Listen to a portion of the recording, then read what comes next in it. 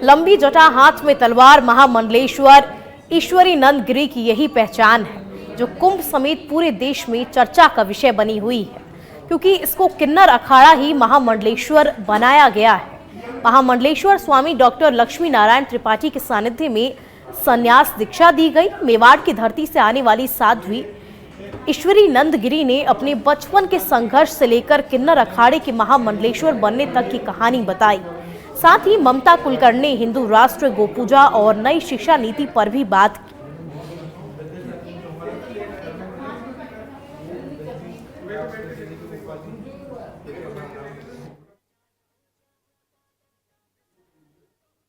किन्नर अखाड़ा की महामंडलेश्वर मेवाड़ की धरती से आने वाली साध्वी ईश्वरी नंदगिरी जी को बनाया है और ये एक बड़े राजस्थान के लिए गर्व की बात है।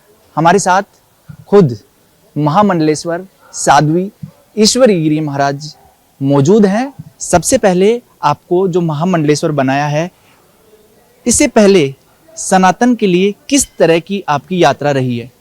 जी, जय श्री महाकाल।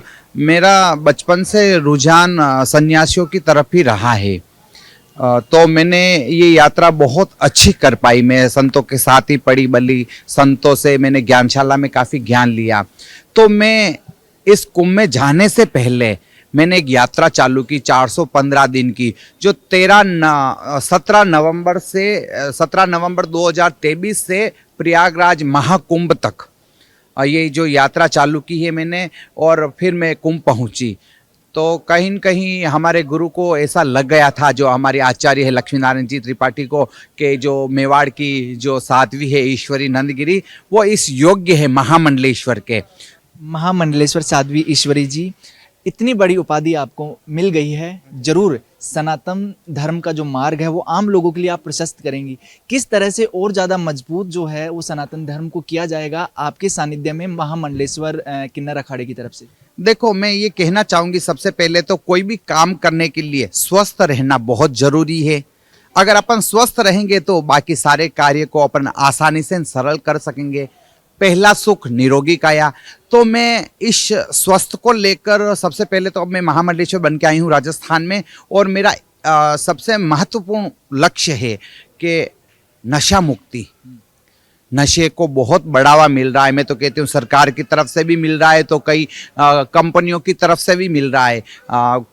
नशीली चीज़ों का विकास होता ही रह रहा है और इसका ग्रहण करने वाले भी काफ़ी बढ़ ही रहे हैं। तो मेरा इस पर विशेष ध्यान है, और इसके साथ साथ में मेरा विशेष ध्यान और मेरे देश के प्रति है, मेरा देश हिंदू राष्ट्र बने।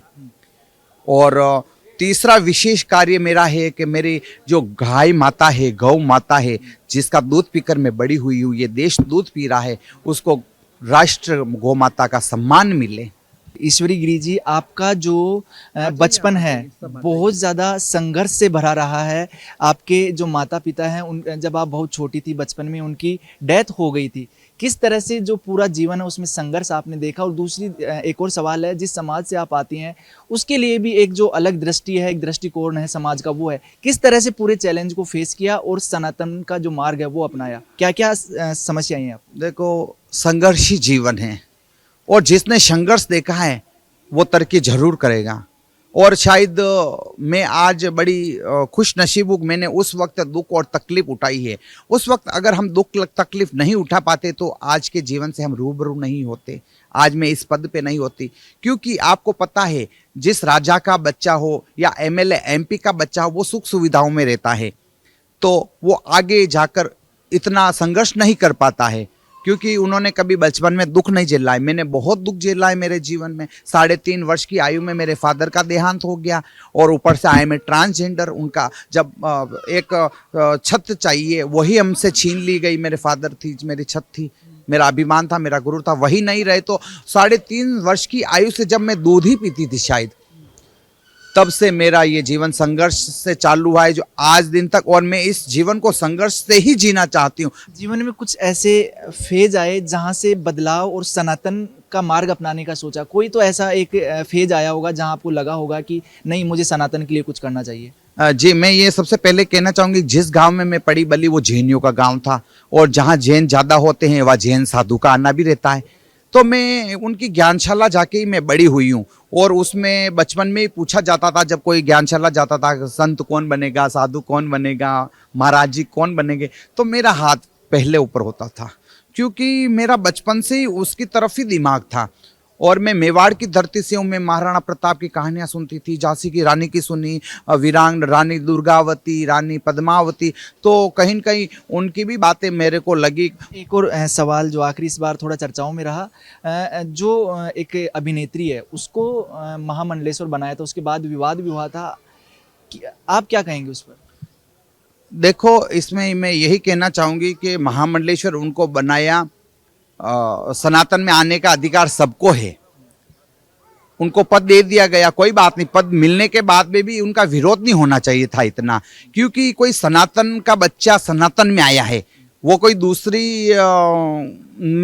धर्म में नहीं गया। सबसे बड़ी तो ये बात है, जब कोई दूसरे धर्म में जा रहा है तो अपन कहते कि अपन को उनको अपने धर्म में वापस लाना चाहिए। कोई धर्म परिवर्तन कर रहा है तो उसको रोकना चाहिए। जब कोई सनातन का बच्चा सनातन में आया है तो ये विरोध कैसा, ये हमें समझ में नहीं आया। सनातन के लिए एक मैसेज क्या देना चाहेंगे देशवासियों को, दुनियावासियों को? मैं यही कहना चाहूँगी कि आप केदारनाथ, अमरनाथ फोटो खिंचवाने के लिए बहुत जा चुके हो।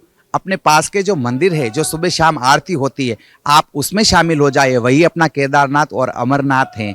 वीडियो जर्नलिस्ट विजय गिरी के साथ सुनील यादव, सच बेधड़क, जयपुर।